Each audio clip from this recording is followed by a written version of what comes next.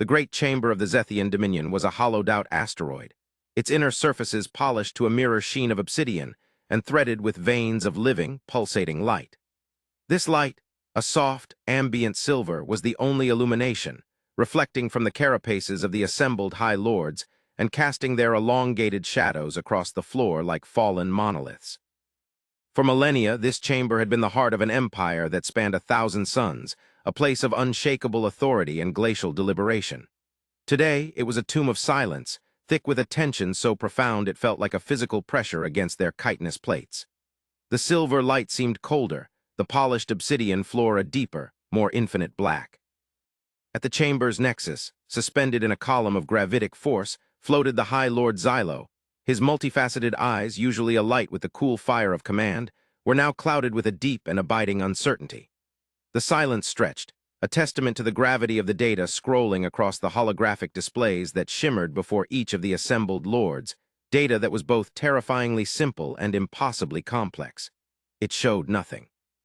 And that nothingness was the most frightening signal the Dominion had received in its entire recorded history. For cycles, the humans had been a known quantity, a minor but persistent anomaly at the frayed edge of Zethian sensor range. They were loud, chaotic, and inefficient, broadcasting their cacophony of art and argument into the void with the unrestrained energy of a nova burst. Their expansion was illogical, a sporadic and seemingly unplanned crawl through systems the Dominion had deemed unworthy of conquest. They were seen as little more than clever primitives, their technology a patchwork of stolen principles and brute force engineering, their diplomacy a clumsy facsimile of true political discourse. Arrogant, some of the lords had called them. Emotional and dangerously unpredictable, others had countered. But none had ever considered them a genuine threat. They were a curiosity, a footnote in the grand, sweeping narrative of Zethian supremacy. Then the silence had begun. It had not been a gradual fading, but a sudden, surgical severance. Every human transmission, from the mundane chatter of their commercial networks to the chaotic symphony of their cultural broadcasts, ceased at the exact same universal timestamp. The space they occupied on the galactic map, once a flickering, noisy blot, became a void. A hole, a perfect, unnatural quiet. "It is a coordinated act," Lord Vorlag's voice rasped, the first to break the sanctified silence. His mandibles clicked with agitation, a sound that echoed unnervingly in the vast chamber. Vorlag was of the old guard, a warrior whose carapace bore the scars of a dozen campaigns against species long since ground to dust beneath the Dominion's might. A withdrawal, a precursor to an organized assault. They are gathering their fleets beyond our sensor nets, preparing for a strike against the core worlds. Their chaotic nature was a facade, a deception to lull us into complacency. He gestured with a sharp, scythed limb towards the display showing the silent void of human space. "This quiet is the sound of a predator drawing breath before it lunges." A low hum of dissent resonated through the chamber. Lady Aris, her form smaller and more slender than the warriors, her carapace the iridescent blue of a gas giant's upper atmosphere, shimmered as she rose slightly in her own gravitic field. She was the Dominion's chief diplomat, a master of nuance and a student of alien psychologies. "Your interpretation assumes a logic we have never observed in them, Lord Vorlag. Humanity has never demonstrated the capacity for such unified, silent discipline. Their entire civilization is a monument to factionalism and internal conflict. They broadcast their disagreements as loudly as their triumphs. To believe they could collectively silence themselves in an instant is to credit them with a social cohesion that defies all our millennia of observation." "Then what is your explanation, Lady Aris?" Xylo's voice was a low thrum, the gravitas of his office lending it a weight that settled upon them all. His gaze did not fix on Aris, but swept across the assembled council, his multifaceted eyes seeing every subtle twitch of an antenna, every nervous shift in posture. "The listening post on Cygnus X1, the one tasked with monitoring their cultural transmissions. It went silent 3 cycles before the Great Quiet. Our patrol vessel found it adrift. Its crew expired. The official report from the sector warlord was vague, an unfortunate equipment malfunction." The air grew heavier still. The Cygnus X1 incident had been a minor, peripheral report buried under mountains of bureaucratic data. It was the domain of a local warlord, a brutish and ambitious Zethian named Krail, known for his cruelty and his disdain for the subtleties of interspecies protocol. It was his patrol that had discovered the silent station, his report that had been filed and forgotten, until now. Now, in the context of this deafening silence, it felt less like a footnote and more like a trigger, a terrible, horrifying trigger. Warlord Krail is a blunt instrument, High Lord, Eris conceded, her voice carefully measured. He sees all non-Zethian life as either a resource to be exploited or an obstacle to be removed. It is possible he acted rashly, that he exceeded the bounds of his authority. Rashly? Vorlag scoffed, his form vibrating with contempt. He is a Zethian warlord enforcing the Dominion's will in a contested sector. The humans have been encroaching. Their signals bleed into our restricted frequencies. Perhaps Krail delivered a necessary lesson in galactic etiquette. If they have taken offense, let them come. Our fleets will teach them the folly of challenging the Dominion. This silence is fear, not strategy. They are cowering in their systems, hoping we will overlook their transgression. And if it is not fear, a third voice interjected, soft and contemplative. It was the elder chronicler, an ancient being whose carapace was so old it had the texture of petrified wood. He was the keeper of the Dominion's history, the repository of its memories. If it is something else, we have studied them for centuries. We have dissected their transmissions, analyzed their art, modeled their psychological profiles. We have concluded they are creatures of unrestrained emotion. What is the greatest emotion of all? Not fear, not anger. It is grief. What if this silence is not the intake of a warrior's breath, nor the cowering of a frightened child, but the solemn, unified hush of a species in mourning? The thought was so alien, so utterly contrary to the Zethian mindset, that it stunned the chamber into another profound silence. The Dominion did not mourn. It recorded losses, calculated impacts, and reallocated resources. Grief was a logical failing, a wasteful expenditure of emotional energy. The idea of a civilization of billions spread across countless stars, falling silent to grieve a single loss, for the loss at one minor listening post could be nothing more, was incomprehensible. It was inefficient, it was insane. High Lord Xylo's mind raced through the possibilities. Vorlag's scenario was the most familiar, a classic prelude to war. It was a problem he understood, one that could be met with fleets and orbital bombardments. Eris's suggestion of a diplomatic crisis was more complex, but still within the realm of known statecraft. But the chronicler's hypothesis, that was something else entirely. It hinted at a depth in the human psyche that their intelligence analysts had utterly failed to grasp. A collective soul, a unified consciousness that could act in perfect, silent concert, not for war but for sorrow. The implications were staggering. A species that could unify in grief could, logically, unify for any purpose. War, science, expansion. Suddenly, humanity's chaotic, unpredictable nature seemed less like a weakness and more like the resting state of something with terrifying potential. "We have been blind," Xylo murmured, the thought taking form in the resonating hum of his voice. "We saw their noise and assumed it was weakness. We saw their emotion and called it primitive. We never considered that their chaos was the sign of a power we could not comprehend, a power forged not in cold logic but in the fiery crucible of shared feeling." He turned his gaze to the empty space where the human transmissions had once been. "Send a vessel, a diplomatic envoy, unarmed. Send it to their primary world. We must understand the nature of this silence. We must know what Warlord Krail did." Lady Eris bowed her head, a gesture of solemn agreement. "A wise decision, High Lord. However, there is a complication. The Great Quiet is not merely a cessation of transmission. Their navigational beacons have gone dark. The hyperlanes they maintained are no longer broadcasting entry vectors. The space around their core systems has become opaque. It is as if they have pulled their entire existence inward, folding space-time itself into a protective shell." The chamber's silver light flickered, a subconscious reaction of the asteroid's living core to the collective shock of the High Lords. To shut down hyperlanes was one thing. To make a region of space opaque to sensors was another.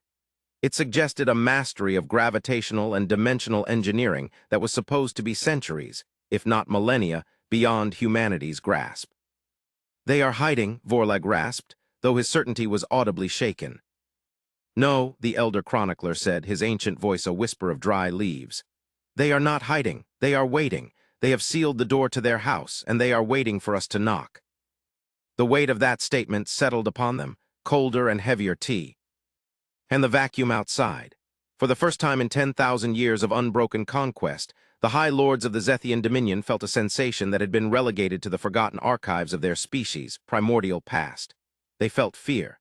Not the strategic fear of a potential military defeat, but a deeper, more existential dread. The fear of the unknown. The fear of a silence that was louder and more threatening than any declaration of war.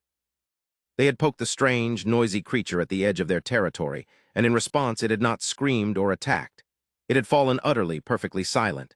And now the masters of 1,000 suns had to cross the terrifying void to find out why. The order was given. A single, unarmed diplomatic cruiser, the Starlight Beacon, was dispatched. Its mission was not to negotiate or to threaten, but simply to ask a question. As it slipped into the void, heading towards the silent shroud of human space, the entire Zethian Dominion held its collective breath, waiting for the silence to be broken. They could not possibly imagine how it would be broken, or that the answer to their question would shatter their understanding of the universe and their place within it. The silence was not an act of war. It was something far, far worse. It was the calm, methodical, and patient beginning of a reckoning. The journey of the Starlight Beacon was an exercise in profound unease. It moved through a galaxy that felt subtly, yet fundamentally altered. The familiar constellations were unchanged. The nebulae still bloomed with their silent, cosmic colors, but the absence of humanity's chaotic energy was a palpable void. The Zethian crew, disciplined and stoic by nature, found themselves on edge, their antennae twitching at phantom signals, their multifaceted eyes straining to see through the oppressive emptiness. They were explorers charting a newly discovered sea of silence. When they reached the edge of what had once been designated human territory, the silence became a wall. Their most advanced sensors, capable of peering into the heart of a forming star, returned nothing but flat, featureless data. It was not blackness, not an absence of matter, but a perfect null state. Space itself seemed to have been edited, smoothed over, as if a divine hand had wiped a region of the cosmos clean of all information. Captain Vrex, a Zethian of immaculate discipline and unwavering loyalty, stood on the bridge of the Starlight Beacon, his 4 limbs clasped behind his back. He stared at the forward view screen, which depicted not a starfield but a uniform, pearlescent gray.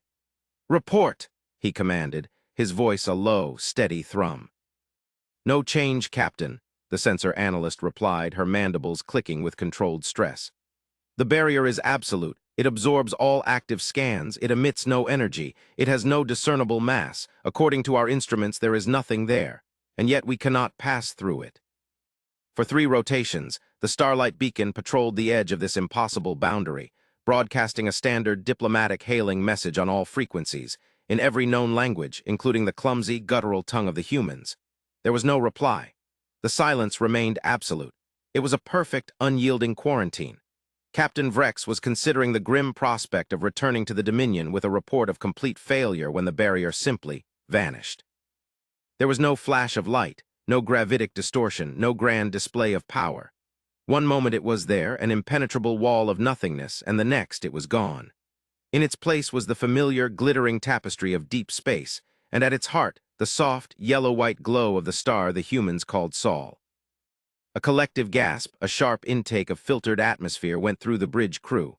Before them, where there should have been the bustling chaos of a species' home system, orbital habitats, commercial traffic, defense platforms, there was only a profound and orderly emptiness.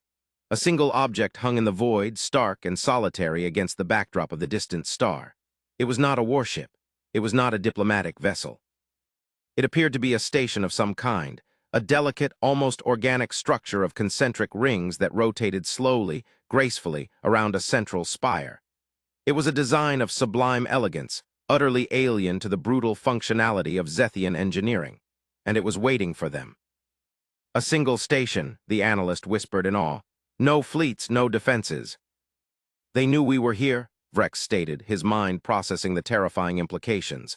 The barrier had not been lowered by chance. It had been a deliberate act, an invitation. "They have been observing us this entire time." He straightened his posture, the weight of his mission settling upon him. "Take us in, slowly. Broadcast our identity and our peaceful intent." As the Starlight Beacon approached, the human station did not were weapons or raised shields. Instead, a beam of coherent light, impossibly thin and precise, reached out and touched their hull. It was not a weapon. It was an information transfer. Data flowed into their systems, a flood of it, but not in a way that triggered their intrusion countermeasures. It was a package of pure, unencrypted language, a Rosetta Stone of human communication so advanced and intuitive that their ship's computer translated it in real time without a single error. The voice that spoke was calm, measured, and devoid of any discernible emotion. It was androgynous, a synthesized tone that was both deeply human and profoundly alien.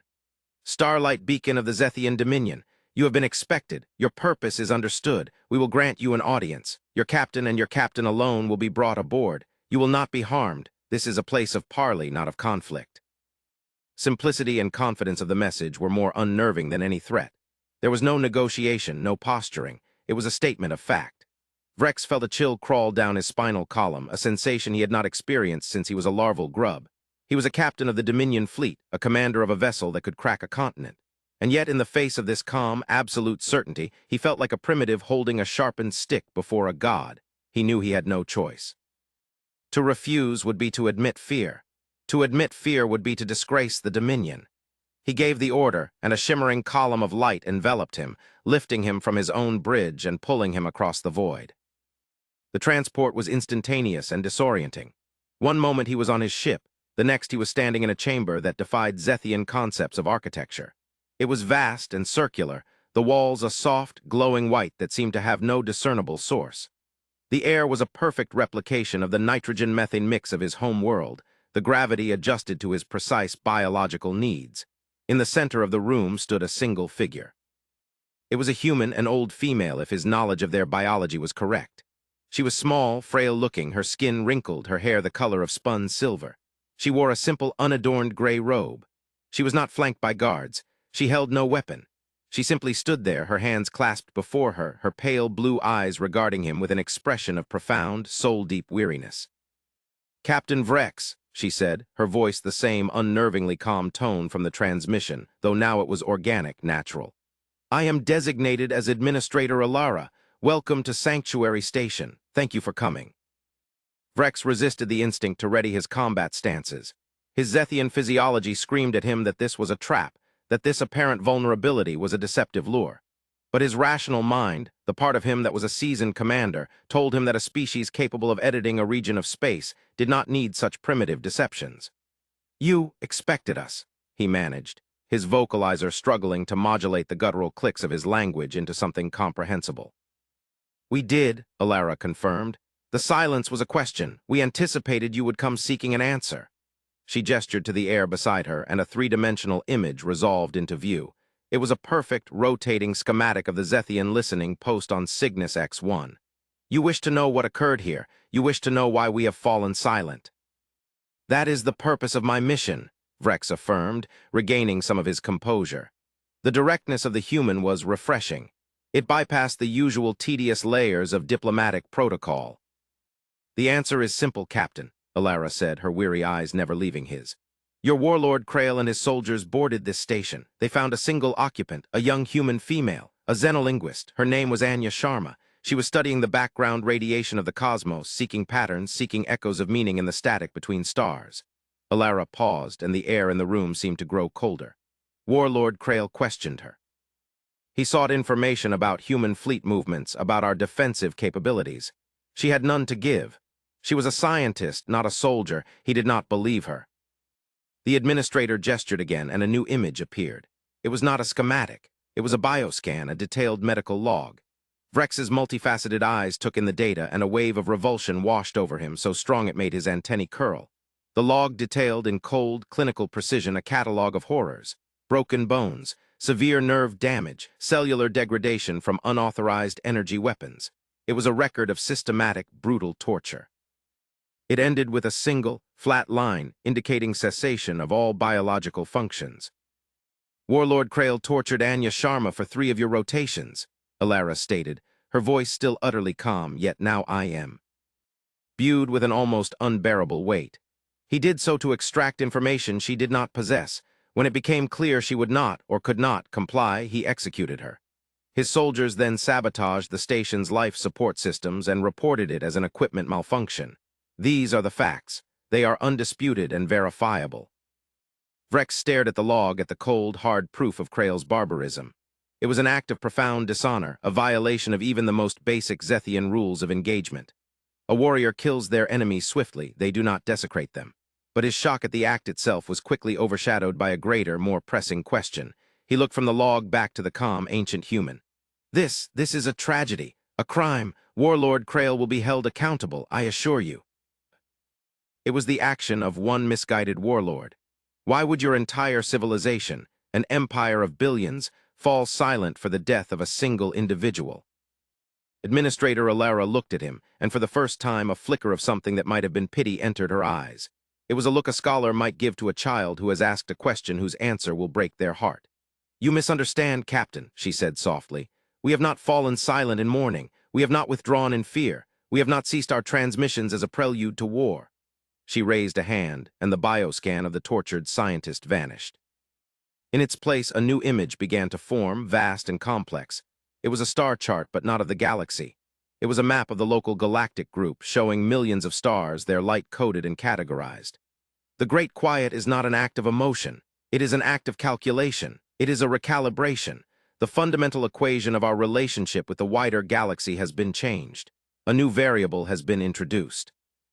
The variable is the established cost of a single, innocent human life. Vrex stared, his mind failing to grasp the scale of her words. "The cost? What are you talking about?"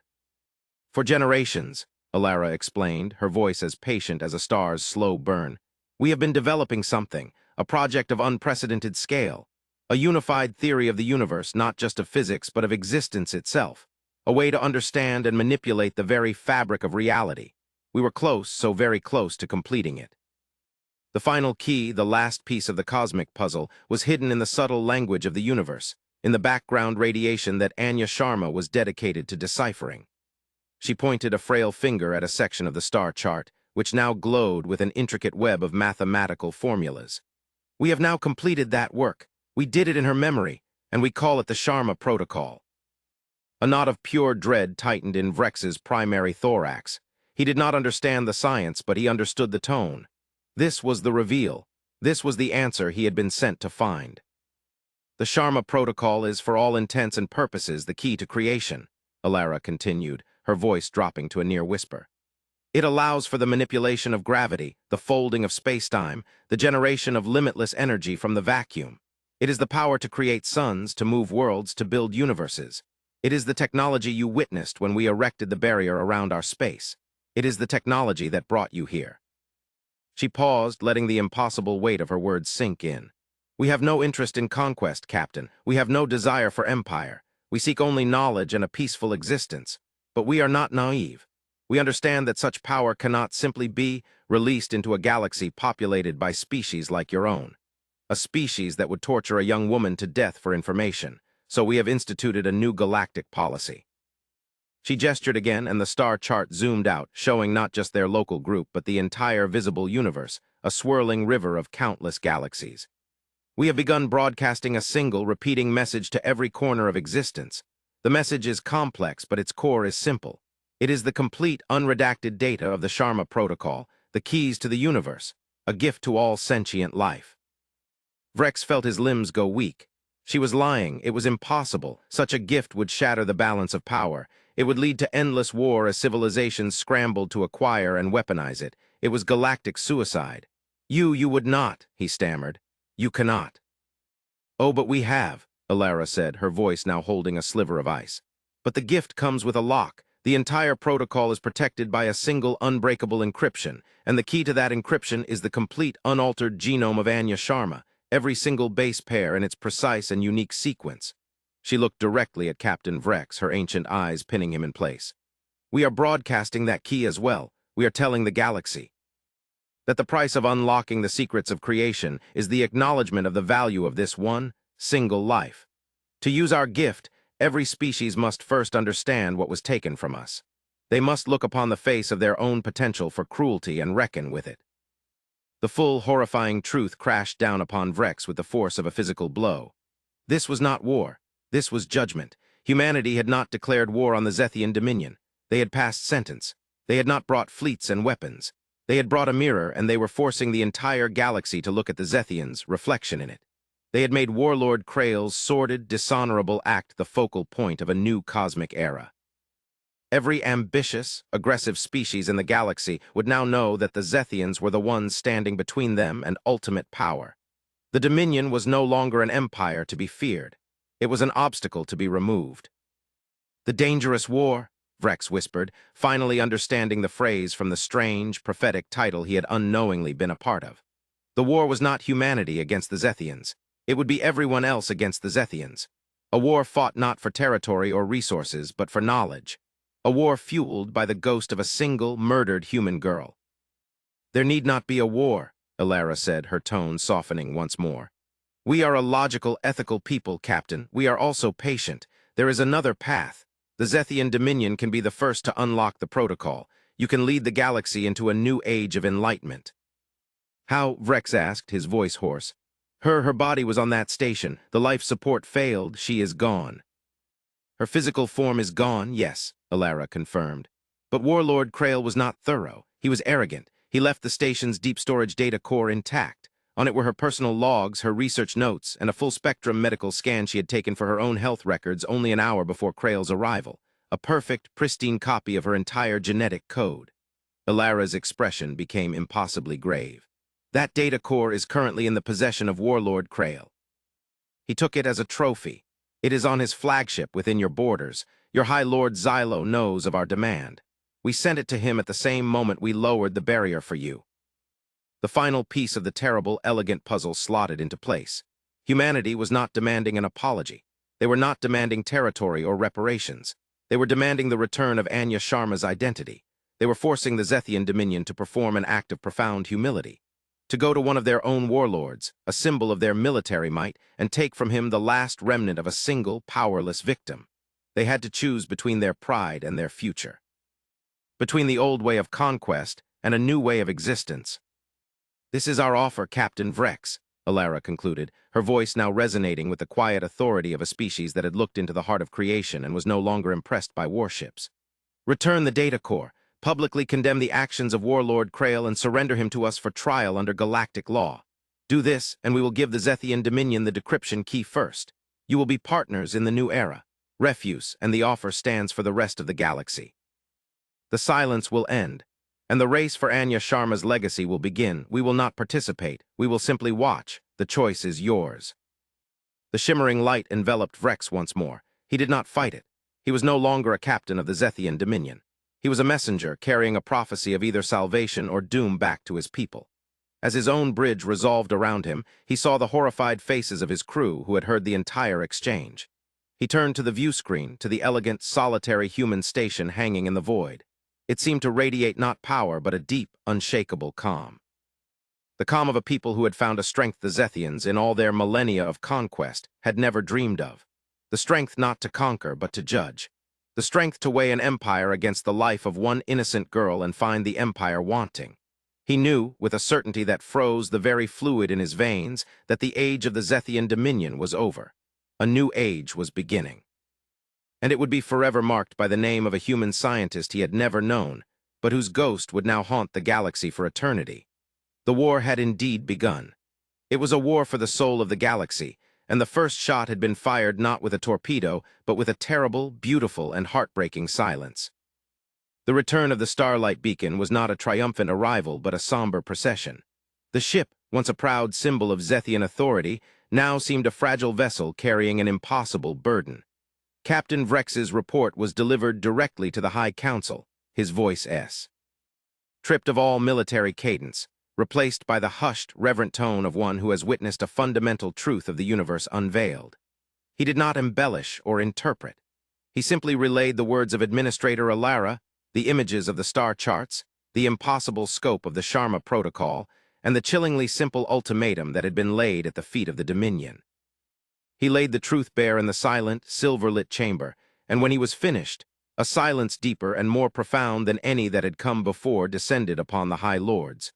It was the silence of a paradigm shattering.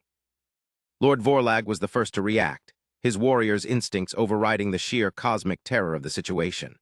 "A trick," he roared, his voice cracking the stillness. "A grand, elaborate deception. They are primitives, charlatans. They possess no such power. They are attempting to sow discord to turn us against our own. Warlord Krail is a decorated servant of the Dominion. We will not surrender one of our own based on the ghost stories of a senile human female." His mandibles clattered in fury, but his multifaceted eyes betrayed a flicker of doubt, a seed of fear that the human story might, impossibly, be true. "And the barrier, Lord Vorlag," Lady Aris countered, her voice sharp as obsidian glass. "The way they made an entire sector of space opaque to our most advanced sensors, The way they transported Captain Vrex from his bridge to their station instantaneously. Are these also tricks, deceptions, or are they demonstrations of a technology so far beyond our own that we cannot even begin to comprehend its workings? She turned her iridescent carapace towards the High Lord. We have underestimated them from the beginning. We saw their individuality and called it chaos. We saw their emotion and called it weakness. We saw a single scientist on a listening post and called her insignificant. And now, their chaos has proven to be a capacity for unified action we cannot match. Their emotion has become the fulcrum upon which the galaxy's future will turn. And that single, insignificant scientist has become the key to powers we once thought belonged only to the gods of creation. The elder chronicler who had remained motionless throughout Vrex's report stirred. His ancient head lifted slowly. "It is the way of the universe," he whispered, his voice like the grinding of tectonic plates. "Great change is often heralded not by the clash of fleets, but by the quiet turning of a single page. We have prided ourselves on our history, on the long, unbroken line of our dominion. But history is not a shield, it is a lesson. And the lesson here is one of humility, a concept we have long since purged from our culture." He looked at High Lord Xylo, his ancient eyes filled with a sorrow that transcended time. "The humans are not demanding our subjugation. They are not asking for our worlds or our resources. They are asking for something far more difficult. They are asking us to be better than we are. They are asking us to admit we were wrong." The debate raged for what felt like an eternity. Vorlag and the militarists argued for a show of force, to call the humans bluff and attack Warlord Krail's fleet if necessary, to seize the data core by force and condemn the humans as galactic terrorists. They spoke of honor, of Zethian pride, of the danger of showing weakness. Aris and the diplomats argued for compliance. They spoke of the potential for a new era, of the unimaginable scientific progress the Sharma Protocol represented, and of the certainty of galactic annihilation if they refused. The Dominion would be torn apart, besieged from all sides by every power-hungry species in a race to claim the ultimate prize. It would be an agonizing, drawn-out death, a self-inflicted wound born of arrogance. High Lord Xylo listened to it all, his mind a silent storm of calculation and contemplation. He was the fulcrum, the point upon which the destiny of his species rested. To follow Vorlag was to choose a path of certain, though perhaps glorious, destruction. To follow Aris was to bend the knee, to admit that the Zethian way, the path of conquest and unquestioned authority that had guided them for millennia, was flawed. It was to surrender their pride, their very identity, for the promise of survival and a future he could barely imagine. He looked at the holographic display, which now showed a live feed of the silent human station, Sanctuary, hanging in the void. It was so small, so unassuming, and yet it held more power than all the fleets of the Dominion combined. The power of an idea, the idea that a single life mattered. It was an idea so profoundly alien to the Zethian ethos of collective might that it felt like a poison. And yet, it was also the only antidote. Finally, he raised a limb and the chamber fell silent once more.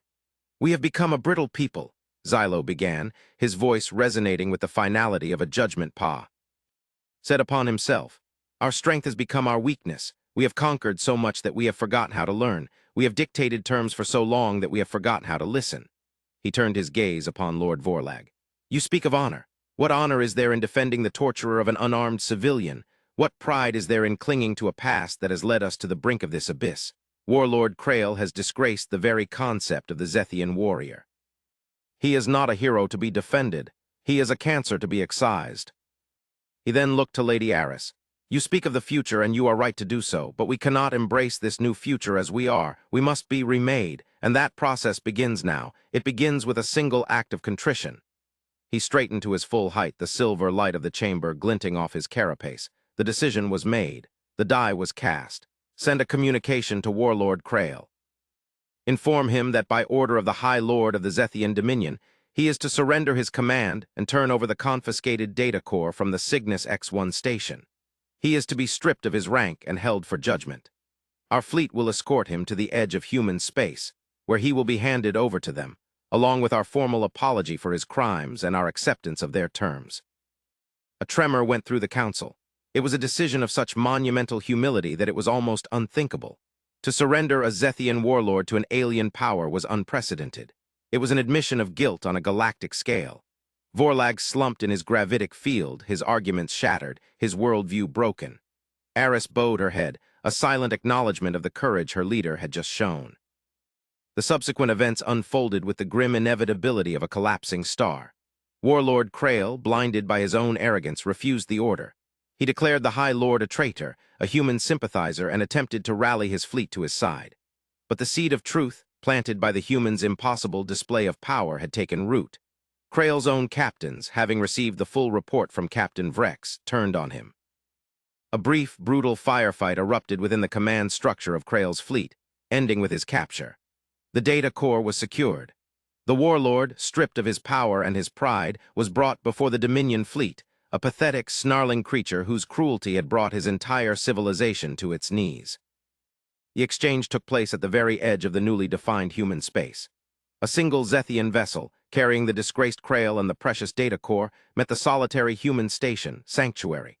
High Lord Xylo himself oversaw the transfer, watching on his viewscreen as the transaction was completed with the same calm, unnerving efficiency the humans had displayed from the beginning. There was no ceremony, no triumphant speeches, just a quiet, solemn transfer of a prisoner and a piece of data. A quiet, solemn end to an era. When it was done, Administrator Alara's face appeared on Xylo's screen. She looked at him, her ancient blue eyes holding not triumph, but a shared and heavy burden.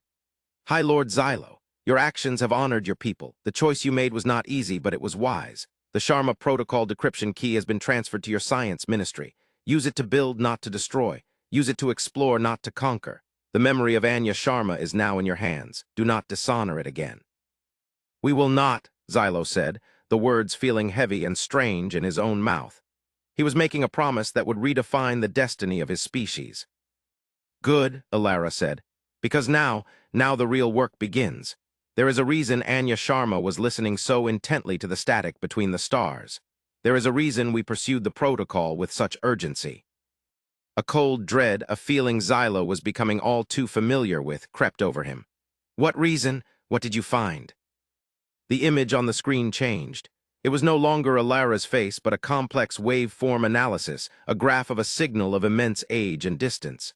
It was faint, almost lost in the cosmic background noise, but it was there, and it was structured. It was not natural. It is a message, Alara's voice explained, layered over the image. Or rather, the fading echo of one, it originates from a point outside our galaxy, far outside, from the intergalactic void. It is ancient, older than our species, older perhaps than this galaxy itself. Anya was the first to isolate it, the first to begin the slow process of translation. What does it say? Xylo asked, leaning forward, his every sense focused on the screen. The waveform resolved into a single, terrifying image. It was not a language the Zethians could read, not a script they had ever encountered. But its meaning was universal, unmistakable. It was a pictograph, a drawing etched in the language of mathematics and physics. It depicted a galaxy, a beautiful spiral of stars just like their own, and it showed a shadow, a formless, creeping darkness falling upon it from the outside, consuming it, extinguishing its light star by star by star until nothing was left but a cold, silent void. And beneath the image, a single, repeating sequence, a warning, or perhaps a lament. It is not a message, High Lord, Alara's voice said, the calm finally breaking, replaced by a note of profound, ancient fear that chilled Xylo to his very core. It is a gravestone, a memorial for a galaxy that died, and the signal is getting stronger. It is not an echo from the past. It is a new transmission, a new warning. Whatever extinguished that galaxy is still out there, and it is moving. It is coming. High Lord Xylo stared at the image, at the depiction of galactic annihilation. He looked at the data streaming in, the trajectory of the signal, the impossibly vast and empty space from which it came. The conflict with humanity, the pride of his empire, the fate of Warlord Krail, it all dissolved into utter insignificance. They had been so focused on their own petty squabbles, their own little corner of the universe, that they had never thought to look beyond the walls of their home. They had been fighting over the furniture in a single room, unaware that the entire house was on fire. The human-Zethian war had ended before it began. But a new war, a war for survival on a scale he could not imagine, was about to begin. Humanity had not just given them a key to a new future, they had given them a reason to fight for one. They had forced the Zethians to become their equals, their partners, because they knew they could not face the coming darkness alone. Their strange, emotional, illogical act of galactic judgment had not been an act of retribution. It had been an act of desperation, an invitation. In the great chamber of the Zethian Dominion, the silver light pulsed, no longer with tension, but with a dawning, shared terror that was the first true bond between two species. The silence was broken, not by arguments of war or diplomacy, but by a single, unified purpose: to prepare, to understand, and to stand together against the silent, hungry void that was coming for them all. The dangerous war had not been a war between Zethian and human. It was the war for life itself. And it had just begun.